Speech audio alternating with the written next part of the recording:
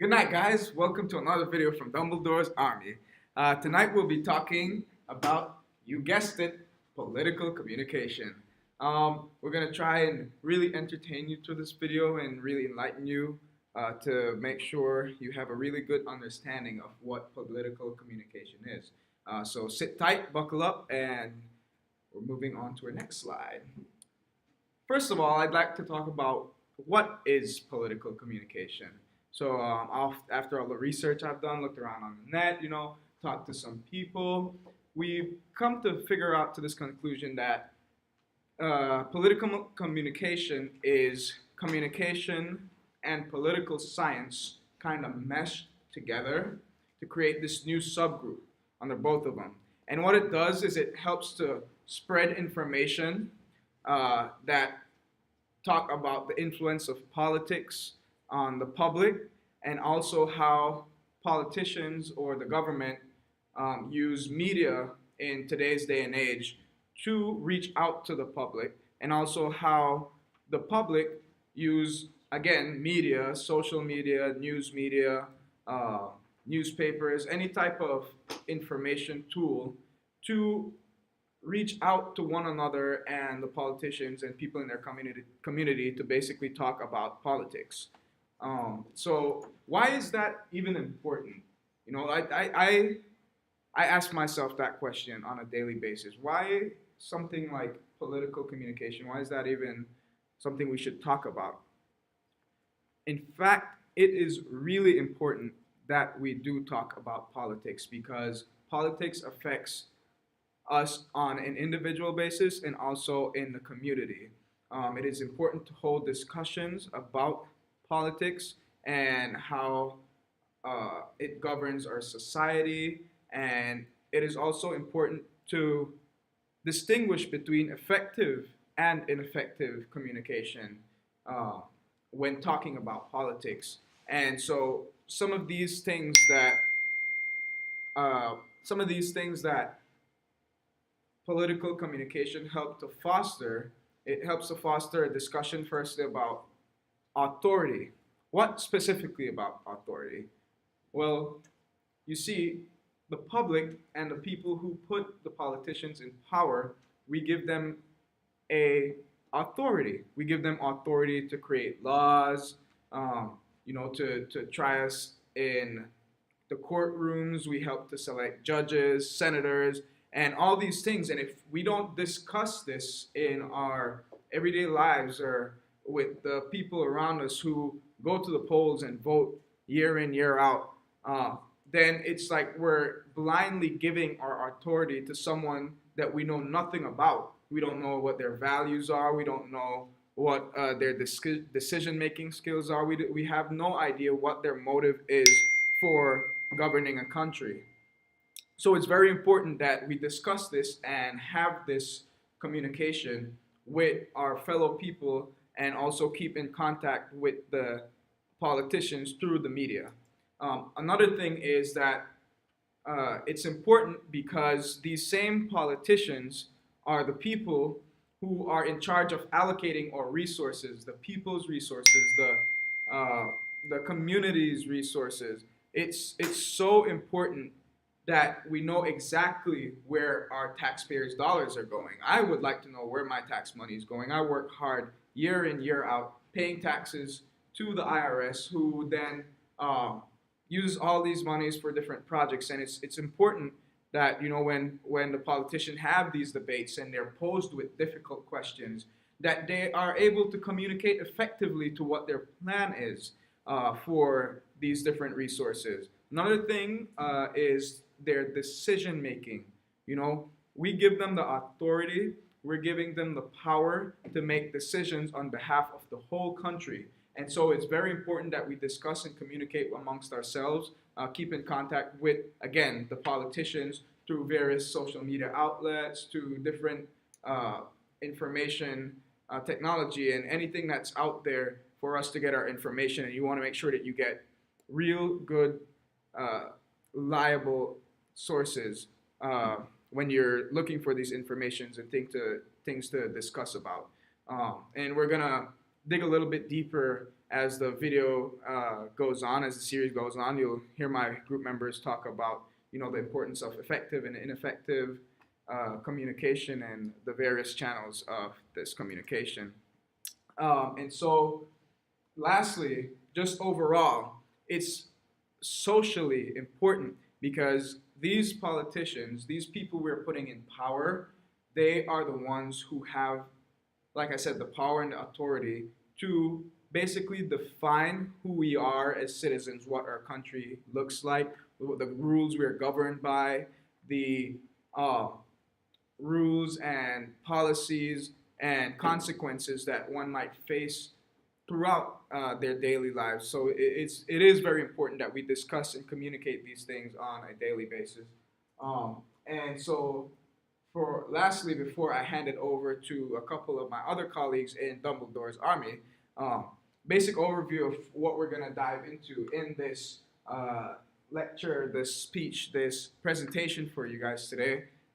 We have a lot to talk about. We're going to be talking about politician-to-politician communication, person-to-person communication, youth-to-politician communication, politician-to-public communication, and lastly, public-to-politician communication. So we have a whole lot of information.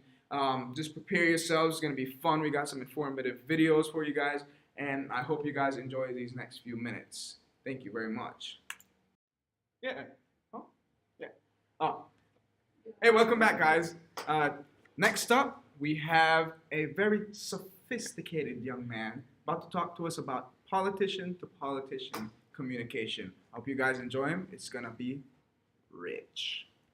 Stay tuned. Hi guys, Patrick here, and I'm going to be talking to you about politician-to-politician communication.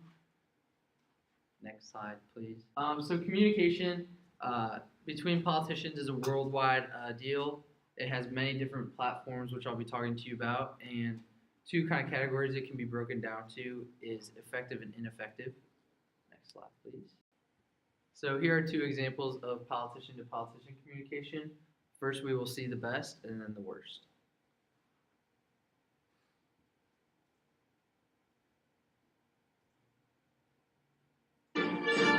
I recall yet that President Kennedy had to go for days on end with very little sleep during the Cuba Missile Crisis. Is there any doubt in your mind that you would be able to function in such circumstances?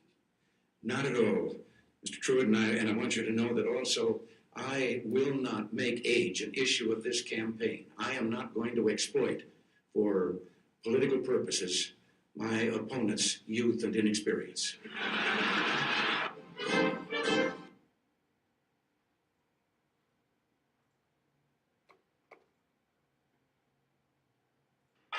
So that's the only part of the plan?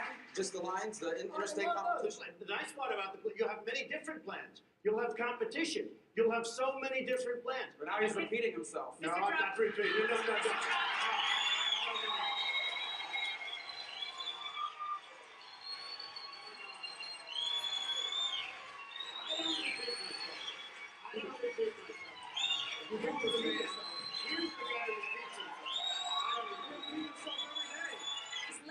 Mr. Trump respond to what Yeah, you he's just gonna give us posted. the plan now, right? If you could talk a little bit more about your plan. I know you talked about No, the we're going to have interstate. many different plans Can you because give there's going to be us specific? competition.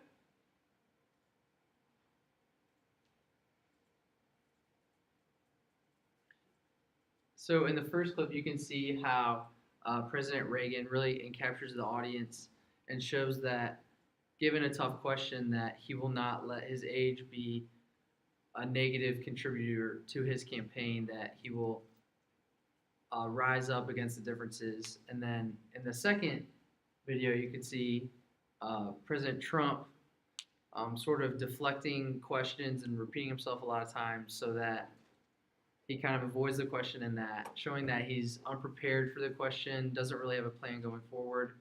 So that would be a big, ineffective way contributing to his image in his campaign.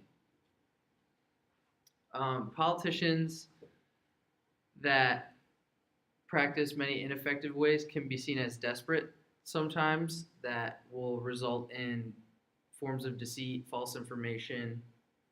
They'll outwardly attack other politicians, and they'll try to avoid questions like we saw in the video. and showing that they're ill-prepared and that they're not really ready for a debate or a conversation about intense topics that pertain to our country. But there are many politicians that use their platform to result in change. They practice compromise. They make sure laws, kind of umbrella out to every, American, every part of the world really, to try to just make the world a better place through their platform. They, have to just practice respect for cultures, religions, different types of government and people. And through all this, they practice effective communication and can make these things possible. Body language is also another big contributor in not only the way other politicians see people, but how the public can see them as well. Politicians can be seen as weak from, wandering eyes, sweating actually, having a little shaky voice, constantly moving. Like, these are all harmful tendencies that could damage one's reputation and image. Next slide. And then the ones that practice positive body language, they have the good straight up posture, they make eye contact, they're always smiling, a strong handshake. They make sure they answer, the questions with thorough plans and thought out ideas that really make it simple to understand. These are all the helpful tendencies that can only help a politician. And then the final topic I'll be talking about is social media and political correctness. These are two very big movements today in our society. Politicians use social media to connect and spread awareness with pretty much everyone worldwide. They can also connect with other politicians, getting ideas, getting support for their ideas, their campaigns. And also, political correctness is just a huge, huge thing in today's world. It can either damage or help your influence, your reputation, and it can also affect the people that you lead, and also people that, just are everyday people, and they see your ideas and your viewpoints and can really just inflict change for that person and their image and what they can do for our world. Welcome back, guys. That was a great presentation from Patrick. Ooh, hairs in my face. Yeah. Next up, we have a very well-spoken young lady. She's ready to wow us with her Shazam and stuff. Her name's Tori, and I hope you enjoy her presentation. You're going to talk to us about person-to-person political communication. It's going to be rich. Hi, I'm Tori, and I'm going to be talking about person-to-person political communication. I think that person-to-person is important because America is about the people making decisions, so it's important for us to know how to have effective discussions about politics. So how do we communicate with each other? Through social media and through Twitter, and it's kind of hard to communicate through Twitter because you only have a certain amount of characters, and also you are behind a screen, so it's hard to understand people's experiences and why they have the opinions that they have. And another way that we communicate is through face-to-face, and usually whenever we're talking face-to-face politically, it's usually with family or with coworkers, so it's with people that we tend to know. And whenever I think about talking politics with people, I tend to think of heated arguments and just people getting angry. So, what are we doing wrong? So, whenever we're talking politics with people, it's really important to understand that opinions are opinions, and there's no right or wrong. So, you can't tell somebody that they're wrong for having an opinion that's different than you. And also, whenever we try to persuade another person of your opinion, people tend to use the reasons that are their own reasons for having that opinion rather than using another person's morals to kind of persuade them and shift them over to your view. So this is a list of the morals that liberals tend to have and the morals that conservatives tend to have. So liberals tend to prioritize care, protection, and equality, while conservatives tend to prioritize respect for authority, patriotism, and purity. So usually whenever a conservative is trying to persuade a liberal, they will use their own morals rather than using the liberals' morals, which is not going to really work as effectively because they don't prioritize these things. So how can we improve? So going back to the table from before, knowing that you can use another person's morals in order to persuade them and sway them into your opinion. So, for example, if a liberal were to try to convince a conservative of something, they would use morals like patriotism and respect for authority rather than their own morals like equality and care. So another way that we can improve our political discussions with other people is by respecting each other. And it's important because if you're trying to shame somebody from their opinion, then they're not going to want to further the discussion and it's just going to get heated. And also, the last thing to improve your political discussion is by listening to each other. A lot of times whenever people are talking politics, they just listen to respond to the other person rather than to understand where they're coming from and their experiences and their backgrounds and why they have the opinions that they do.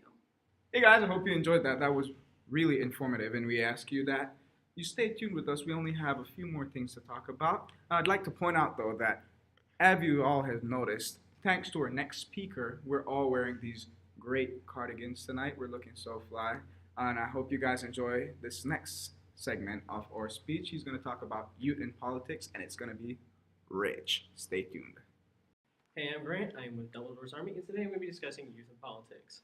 I'm going to try to keep my speech much like fashion today, long enough to cover the important starts, but short enough to keep you interested.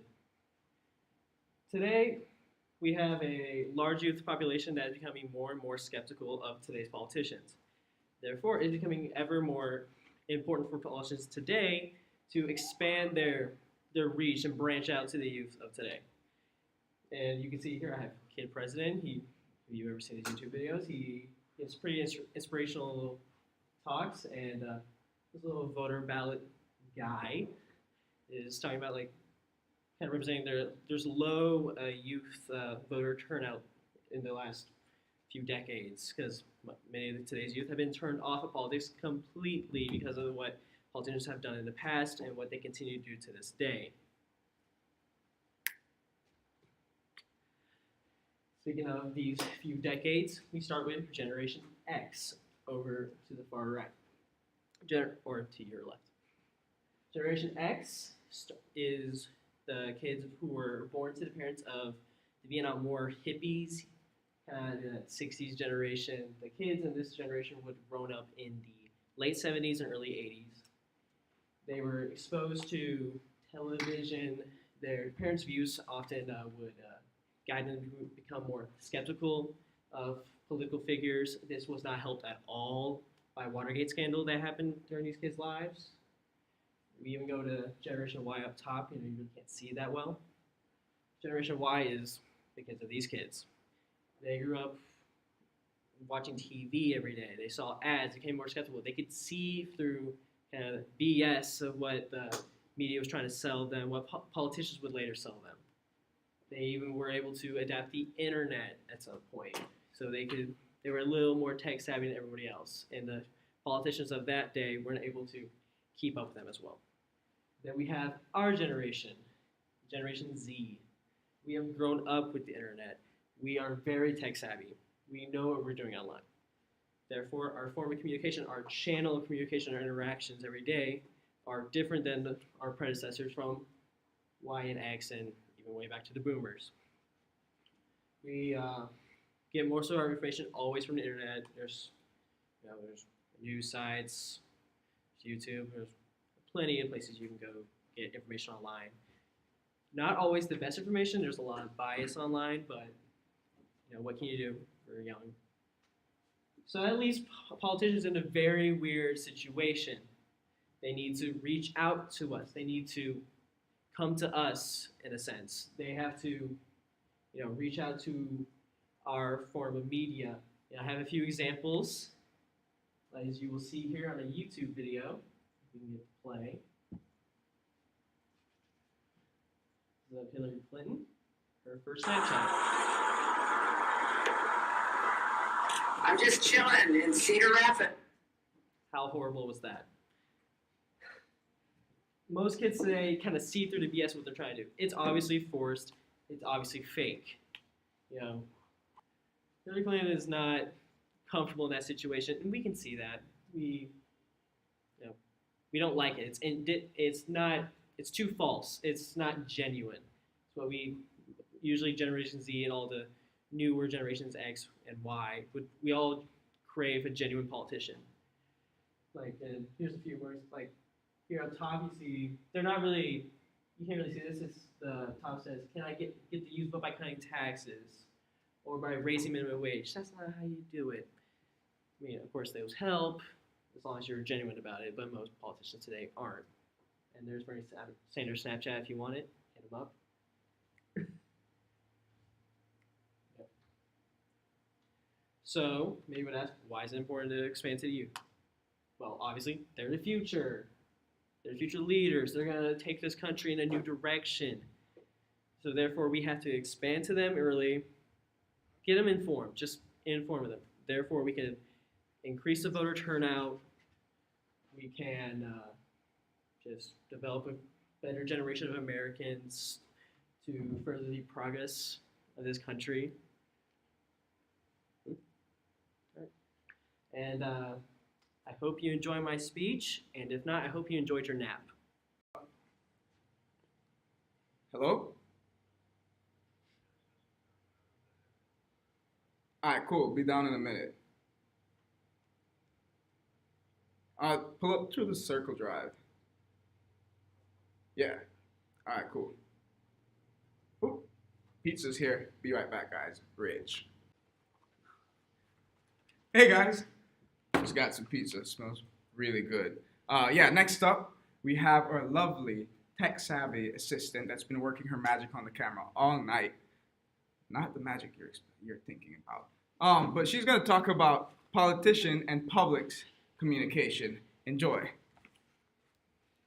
Hi guys, I'm Jessica and I'm here with Dumbledore's Army, and I'm going to continue this conversation of boring politics on why politicians and their communication with the public is so important.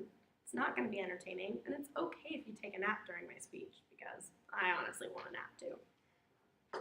So how, what, and why is communication with politicians important? Well, if you don't know who your politicians are that you're voting for, how can you make an educated guess when voting?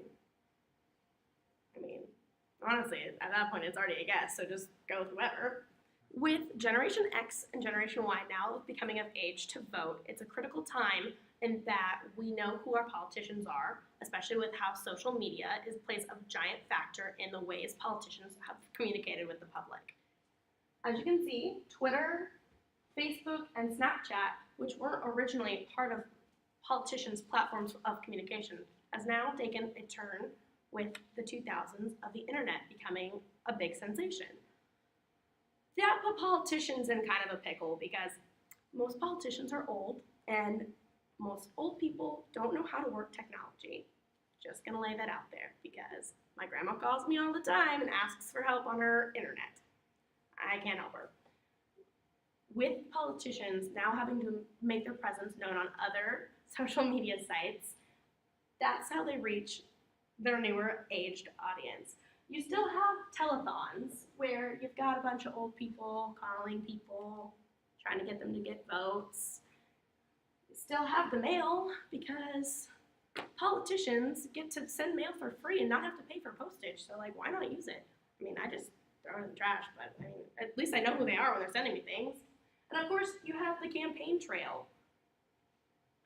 That's where the politicians go on cool tours of the country and spend lots of money to make people come to rallies and talk about important things and let the public ask questions. It's kind of important because I have questions for them about how they're going to fix healthcare issues and taxation, and are we going to get free college ever? I don't know. I'm kind of like $5 billion in debt right now, so that'd be nice. Politicians need to grow their presence on new platforms such as Facebook, Twitter, and Snapchat because we're not voting. People our age they don't care about politics. We need to get them engaged, and the one way to get them engaged is to hunt them down on a platform that they are active on. No one watches the news now. Not anyone my age, at least. I don't know anyone that turns on CNN for fun. It's kind of on when I'm walking through McDonald's. So I don't see political debates happening unless I'm honestly on Twitter and I'm like, oh, what's this hashtag? What's going on? And then it's streaming live on Periscope. That's how you get involved.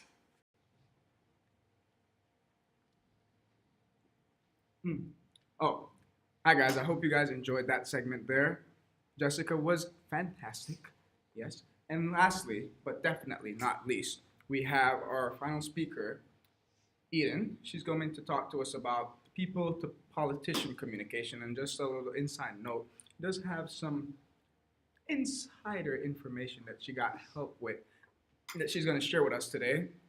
And let me tell you, yep, you guessed it, it's going to be rich. Stay tuned. Hi, I'm Edyn. I'm going to be talking about the people to politician communication. So political communication, specifically to America, the people to politician communication that happens is a key part of democracy. There are several channels that constituents, or otherwise known as people politicians have been elected to represent, can communicate with their representatives. These include phone calls, emails, letters, social medias, and town halls. Throughout all of these channels, they definitely work better on a local level and then get more difficult as you make your way up. But you can still even call, email, or send letters to the President of the United States. But the problem with all these channels is that they're normally answered by the staffer instead of the representative you are trying to communicate with. The first channel I will be discussing is phone calls. These are most direct, especially at a local level, because whoever's answering it answers it right away, and then they write it down.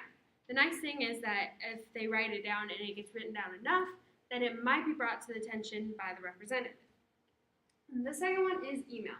And this is definitely the most easy way to contact your representative, but it is also seen as very impersonal, and it also may take days, weeks, or even months for someone to write you back because it could just be left in their email folder because it's not imperative to get to.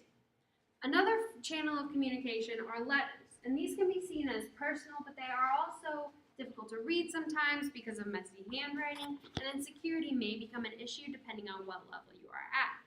If you send a letter to the president, it's going to take a very long time for it to get to him because he has so many levels of security before it actually gets to him or his staffers. Letters are normally sent from representatives to their constituents because politicians have framing privileges, which allows them to send out letters without having to pay for postage, and constituents always have to pay for postage. Another form is social media, such as things like Facebook or Twitter. It's definitely the newest form of communication, but it's not the best because things may not be even seen or even responded to. But something Facebook's doing to try to make communication between the people and their politicians better is something they call town hall. This allows you to enter your street address where you vote, and then it pulls up all the representatives that represent you. And then you can contact them or follow them if they have it set up. But if you post something about your representative, it doesn't necessarily alert them, but it shows your Facebook friends who you're talking about, and it'll pull up their Facebook page. Another thing they do is put a little town hall icon next to your name if you comment on a representative's Facebook post. So you can see, so they can see if the person commenting is a constituent, which also means that they are a voter for them, and they might focus on your comment more. Town halls on Facebook literally come from town halls now and later. This is a form of face-to-face communication that allows members of the public to ask their representatives questions. It is the oldest form of political communication between people and the public. The first recorded in the U.S. was in 1633 when a group of locals got together to talk about their local government. But what most people will probably be familiar with is a town hall form of presidential debate. The first one was in 1992, and it allows people like Ken Bone to ask questions to their representatives. The problem with this, though, is that not everyone in the population gets to ask a question, only a certain group of people. But on a local level, anybody can go to the town halls and ask questions or deal with important issues. And it's not always a town hall, it's community centers or schools. So all of these channels are supposed to make it easier for us to communicate with our politicians. And it's a nice thing in America does because not every government does it, and it definitely makes it more of a democracy. Guys, I hope you enjoyed Edyn's segment over here on people to politician communication and all the insightful information that she has gave us a glimpse of. I hope you enjoyed this 30-minute talk on why political communication is so important while we sit back here and enjoy some bomb pizza. Enjoy your guys' night and stay tuned to Dumbledore's Army and our upcoming political talk segment number 2 later this week.